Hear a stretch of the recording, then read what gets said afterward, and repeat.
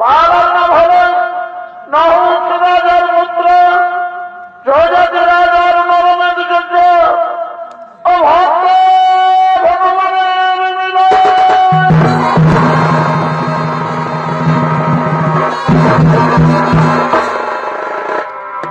নহুষ রাজার পুত্র জয়জাতি রাজার নরমেদ যজ্ঞ ও ভক্ত ভগবানের মিলন। তাই শুধু দর্শক মন্ডল এই ছন্দিত বলার কিছু পূর্ব কথা আপনাদের কাছে তুলে ধরছি। একদিন অহংকারে মত্ত হয়ে নহুষ রাজা দেব রাজেন্দ্রের পত্নী ছত্ররানীকে সপ্তর্ষির পালকিতে চড়ে বিবাহ করতে যায়। এমন সময় সপ্তর্ষির মস্তকে নহুষ রাজার পা পড়ে যায়। তাই ক্রুদ্ধ হয়ে সপ্তর্ষি তাকে অভিশাপ দেন। আর সেই অভিশাপের ফলে নহুষ রাজা আজীবন সর্বদেশে বনে জঙ্গলে ঘুরে বেড়াচ্ছে। আরো দেখি ওদিকে বশিষ্ঠ মুনি তার নিজ পুষ্প উদ্যান রাত্র ভ্রমণ করার পর নিজ আশ্রমের দিকে আগমন করছে।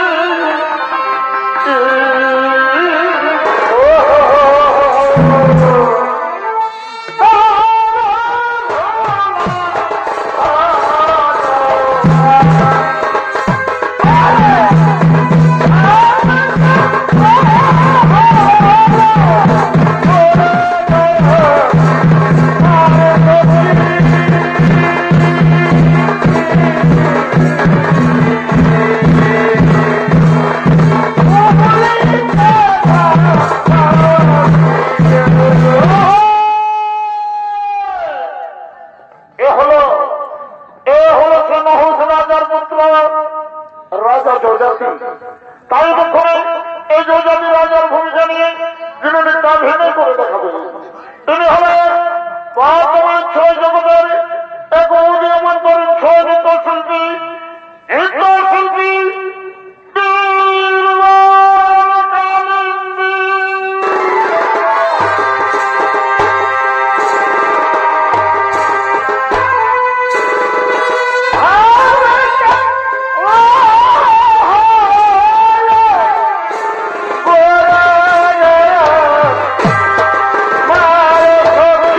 Thank you.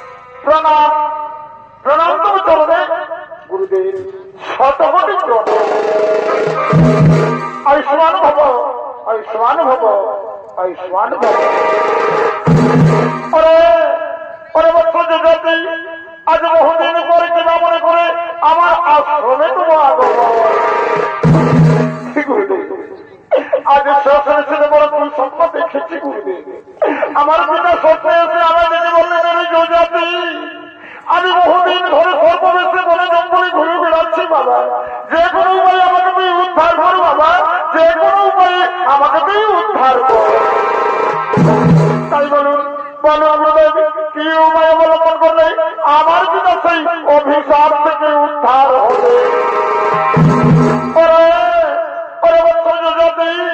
তোমার পিতা যে পাপ কর্ম করেছে অত সহজে সে উদ্ধার হবে না। তাহলে কি আমার পিতা কোনদিনও অভিশাপ থেকে উদ্ধার হবে না? তার কি কোনো উপায় নেই? তার কি কোনো উপায় নেই? আছে, উপায় আছে, আছে, একটি উপায় আছে। আর সেটি কি উপায় হলো জানো? তোমাকে তোমাকে নরমের যোগ্য করতে হবে। নরমের যোগ্য করতে হবে। ঠিক আছে ঠিক আছে, আপনার কথা মতো আমি তাই করবো। আপনি আমার বিবাহ করে বলে দিন ওই নরমের যোগ্য করতে হলে কি কি সামগ্রীর প্রয়োজন।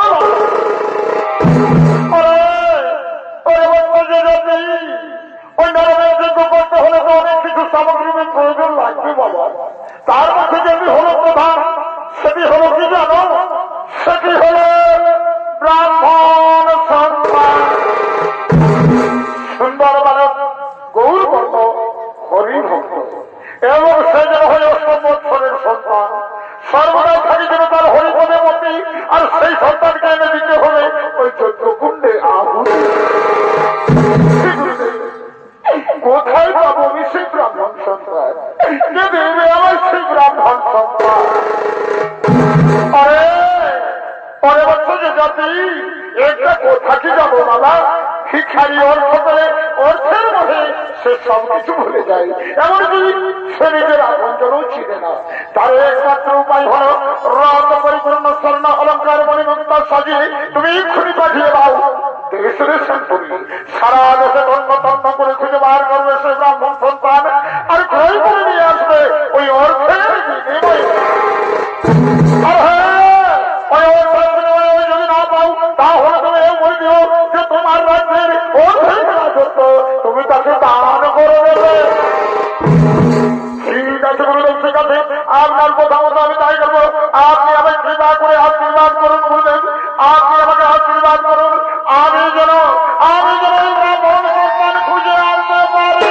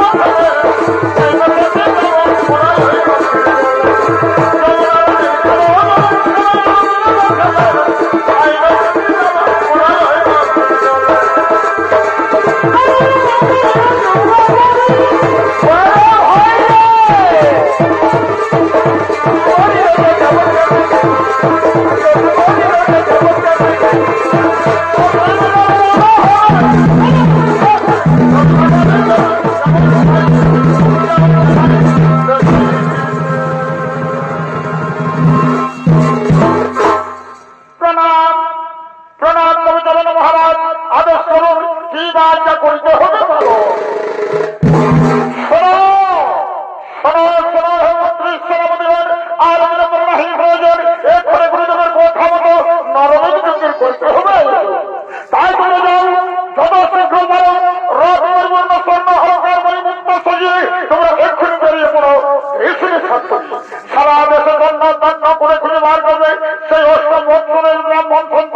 সুন্দর বালক গৌরবর্ণ হরিভক্ত সেই সরকারকে তোমরা এই অর্থের বিনিময়ে ক্রয় করে ওই অর্থের বিনিময়ে যদি না পাও তাহলে তোমরা এও বলে দিও যে আমার রাজ্যের অর্ধেক রাজত্ব আমি তাকে দান করে দেব। ঠিক আছে ভালো, ঠিক আছে।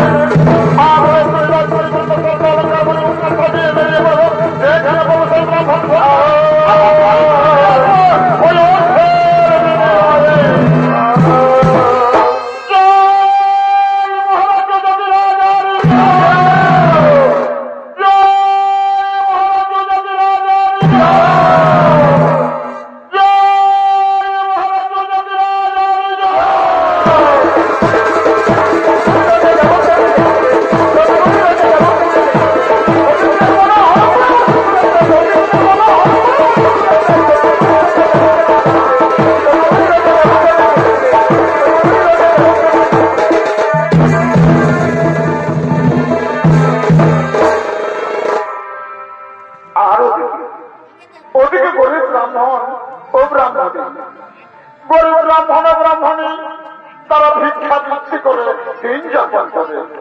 তাই গরিব ব্রাহ্মণ ও ব্রাহ্মণী তাদের অষ্টম বৎসরের সন্তান কুশধ্বজকে সঙ্গে করে নিয়ে নগরে নগরে ভিক্ষা করতে করতে আগমন করছে।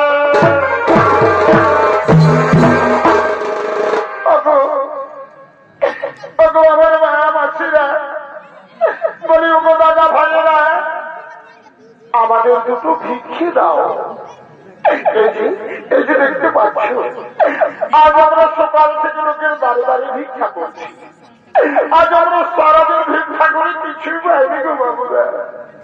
তাই তো আমাদের এই অষ্টম বৎসরের সন্তান কুশধ্বজ, আমরা তার মুখে অন্ন তুলে দিতে পারিনি। সে আর ক্ষুধার বেলা সহ্য করতে না পেরে ক্ষুধার ছটফট করছে।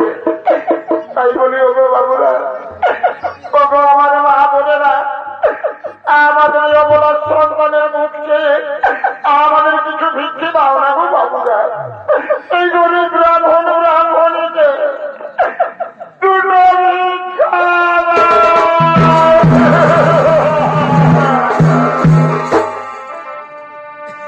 ওই আমার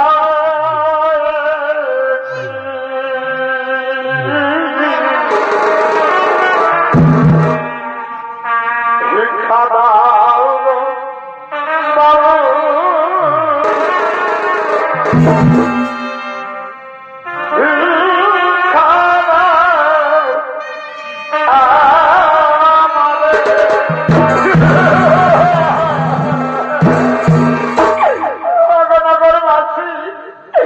আজ আমরা বড়ই অসহায় গরিব ব্রাহ্মণ ব্রাহ্মণী অভাবের জ্বালাই আমাদের সন্তানের মুখে আহার তুলে দিতে পারিনি গো।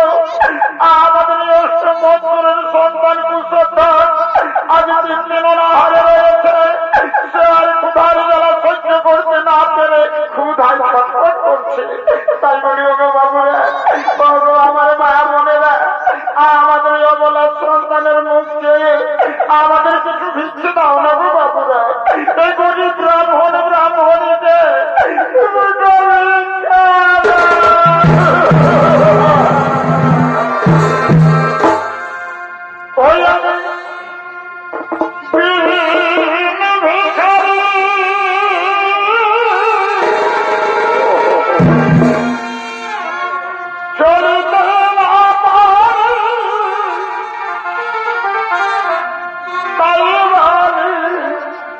বারে বারে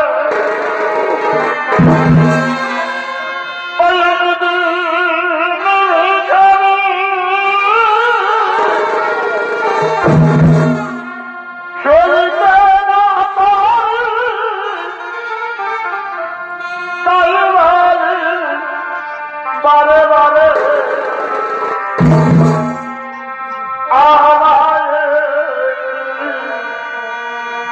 ভিক্ষা দাও বাবু, ভিক্ষা দাও আমারে।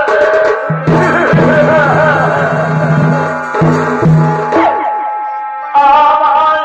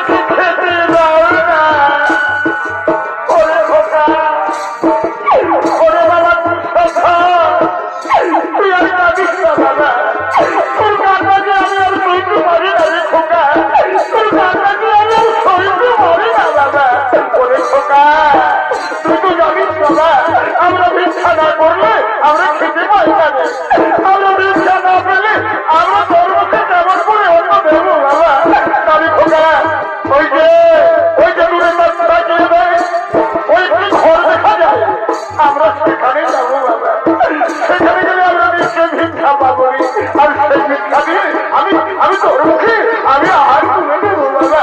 চল না খোকা, আমার সঙ্গে ধীরে ধীরে এগিয়ে যা।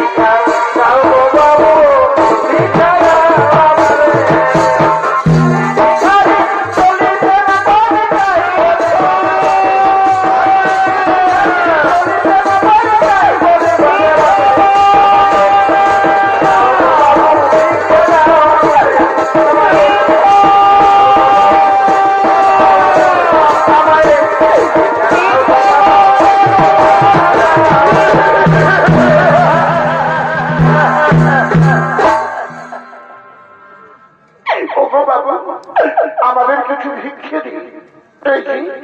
এই যে দেখতে পাচ্ছেন, আজ আমরা সকাল থেকে লোকের দাঁড়ে দাঁড়ে ভিক্ষা করছি। আজ আমরা সারাদিন ভিক্ষা করে কিছুই পাইনি গো বাবা। আমাদের সঙ্গে রয়েছে 8ম বছরের ব্রাহ্মণ সন্তান কুশোত্তর। সে আর 3 দিন হারে রয়েছে। সে আর ক্ষুধার জ্বালা সহ্য করতে না পেরে ক্ষুধায় ছটফট করছে। তাই বলি গো বাবু, আমাদের এই অবলার সন্তানের মুখে আমাদের কিছু ভিক্ষে দিন গো বাবু। এই গরিব ব্রাহ্মণীকে দুটো ভিক্ষা কি বললে ব্রাহ্মণ? তোমাদের পুত্রের বয়স কত বললে? 8ম বছর। এই তো সেই গৌর বর্ণ হরিভক্ত মিলে গেছে।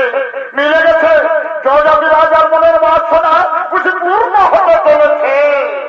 বলি শোনো ব্রাহ্মণ, শোনো, শুধু ভিক্ষা নয়, আমার এই রথের দিকে যে দেখো, এই রথের মধ্যে যত রয়েছে ধনরত্ন মণিমুক্তা, এগুলো সমাজে আমি উদ্ধার করে দেবো, কিন্তু একটি শর্তে। বলুন বাবু, বলুন আপনার কি সেই শর্ত? তাহলে শোনো ব্রাহ্মণ, ওই যে রয়েছে তোমাদের ছেলে কুশোত্তর, ওকে চিরজনমের মতো আমার হাতে বিক্রি করে দিতে হবে। আমাদের পুত্র কুশোত্তরকে চিরজনমের মতো আপনার হাতে বিক্রি করে দিতে হবে। আর তার বিনিময়ে ধন রত্ন মণিমুক্তা এগুলো সব আমায় দিতে দেবেন। তাহলে তো ভালোই হয়। তাহলে তো আর আমাদের এমন ভাবে দুঃখে জীবন যাপন করতে হবে না, লোকের দাঁড়ে দাঁড়িয়ে গিয়ে ভিক্ষা করতে হবে না। আমি তাই করবো। বলি ব্রাহ্মণে শুনছ, এই যে আমাদের পুত্র কুশোত্তর, একে যদি আমরা ওরা ভালো না গোস্বামী না হয় না গোস্বামী, আমি কোনো কিছুর বিনিময়ে আমার পুত্রকে আমি বিক্রি করতে দেবো না স্বামী, কিছু দেবি না।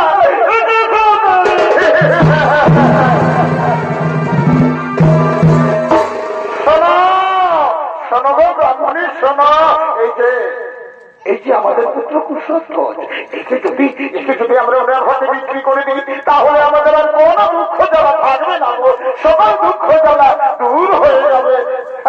আমি তাই করবো। আমার এই পুত্রকে আমি ওনার হাতে বিক্রি করবো।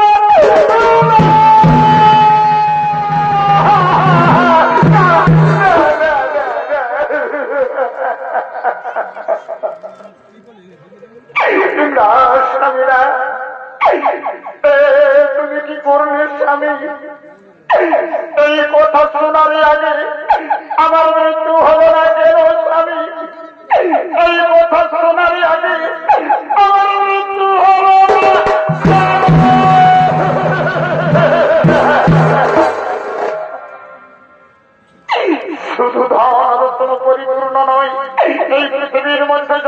দিচ্ছে ধন রত্নমণি মুক্তা সব যদি কেউ আমায় এনে দেয় তবু আমি পারবো না, তবু আমি পারবো না আমার পুত্রকে বিক্রি করে দিতে।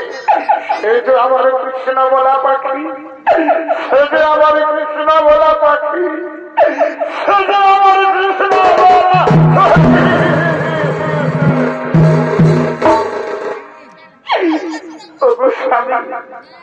সারাদিন না খেয়ে অনাহারে থাকলে আমার যে কোনো দুঃখ থাকে না গো।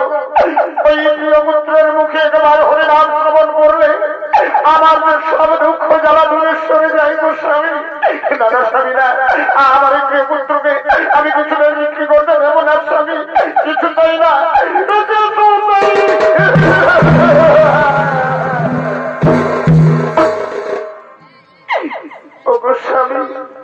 তুমি তো ওই পুত্রের পিতা, তুমি কেমন করে বুঝবে গো এই জগৎ সংসারে পুত্রের কত যে দরদ। এই জগৎ সংসারে যে মায়ের পুত্র নেই সেই মা কাঁদে পুত্রের জন্য, আর যে মায়ের কোলের সন্তান তার কোল থেকে হারিয়ে যায় সেই মা জানে, সেই মা জানে সন্তান হারার কি মা জানা। তুমি বুঝবে না স্বামী, তুমি বুঝবে না গে।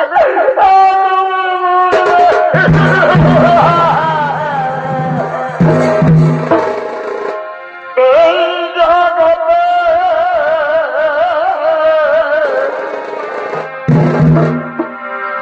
যার সন্তান না গো সবই বুঝে সন্তানের জ্বালা।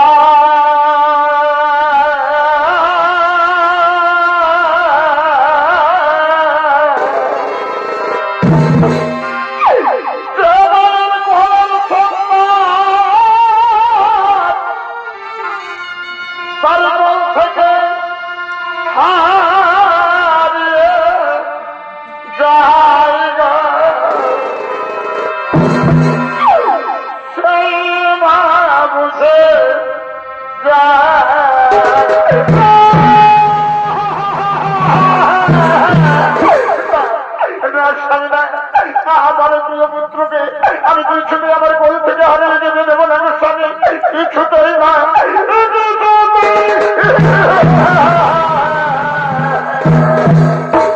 বাবা, বাবা গো, তুমি আমায় বিক্রি করে দিয়েছো বাবা। বাবা, আমি তো তোমার কোলে বসে তোমাকে কোনোদিন সুখ দিতে পারিনি গো বাবা। আমি তো তোমার কোলে বসে তোমাকে কোনোদিন শান্তি দিতে পারিনি গো বাবা। যজ্ঞের আগুনে আমার এই সুন্দর দেহটা পুরে ছাই হয়ে যায়, তবু আমার কোনো দুঃখ নেই গো বাবা। তবু তো তোমাদের আর এমন ভাবে দুঃখে জীবন যাপন করতে হবে না, লোকের দ্বারে দ্বারে নিয়ে ভিক্ষা করতে হবে না, বলতে হবে না গো মা মাসিরা, গো দাদা ভাইয়েরা, আমাদের দুটো ভিক্ষা।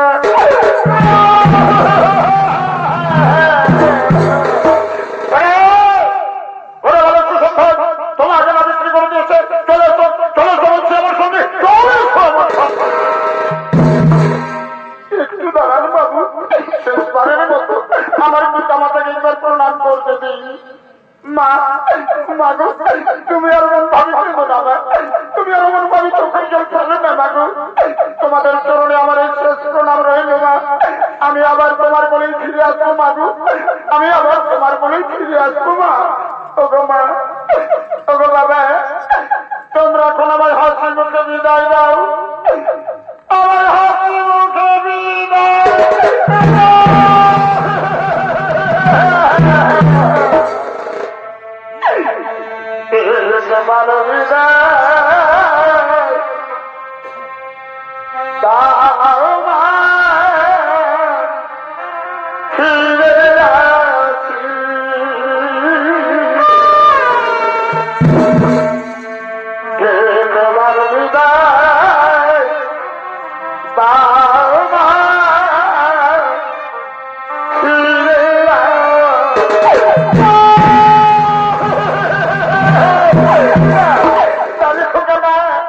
কথা বলিস না বাবা, এই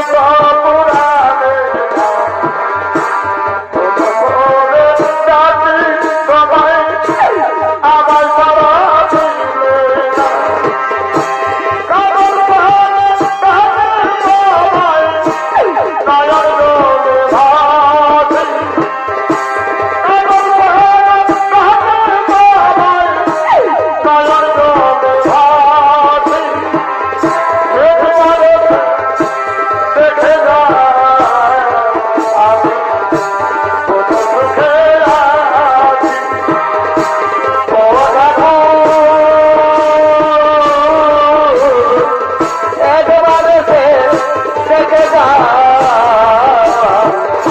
কত সুখে আছি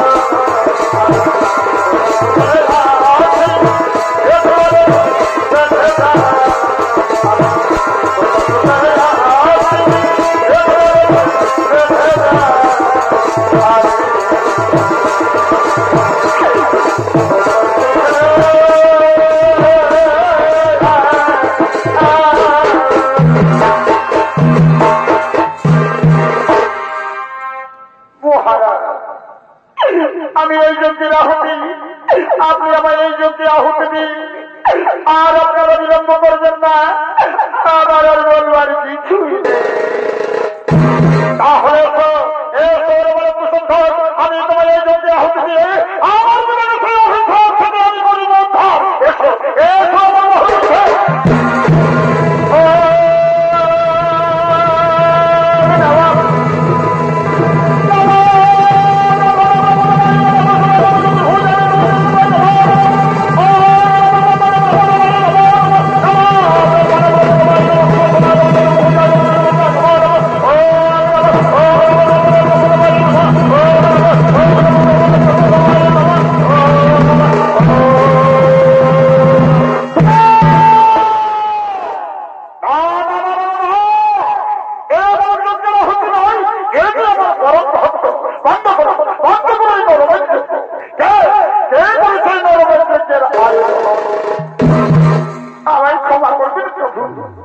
আমি করেছিলাম এই নরমের আয়োজন আপনি কৃপা করে আমার পিতাকে সেই অভিশাপ থেকে উদ্ধার করুন প্রভু সেই অভিশাপ থেকে উদ্ধার করুন ঠিক আছে রাজা দেবী আমি তোমার পিতাকে ওই অভিশাপ থেকে উদ্ধার করলাম